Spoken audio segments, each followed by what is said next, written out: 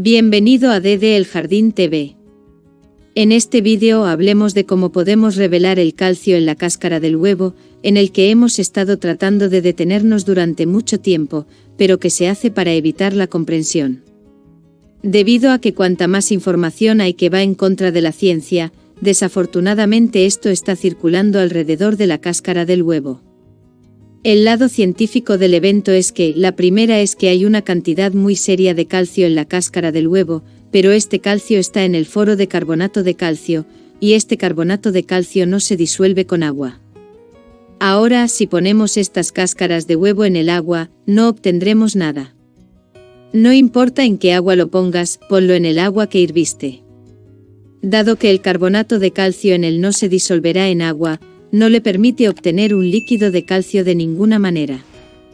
Sin embargo, o bien reaccionaremos con el ácido de la altísima cantidad de calcio en la cáscara del huevo, lo más sencillo es ponerlo en vinagre, o bien el método más sencillo que se puede hacer es, puedes poner las cáscaras de huevo que tengas acumuladas, si quieres hornearlas, esto no es muy importante si quieres ponerlas al sol y asarlas bien. Después de eso, si desea agregar estas cáscaras de huevo al suelo, digamos que vamos a usar estas cáscaras de huevo en tomates de plantas sensibles al calcio, cuando plantamos nuestros tomates. Digamos que nuestras condiciones climáticas son favorables para plantar nuestros tomates en el suelo a principios de mayo. Entonces, ¿qué debemos hacer? Si determinamos los lugares donde plantaremos tomates con al menos 2 meses de anticipación, es decir, a principios de marzo, y pondremos las cáscaras de huevo aquí, entonces habremos agregado el calcio que pretendemos darle a nuestros tomates para este año.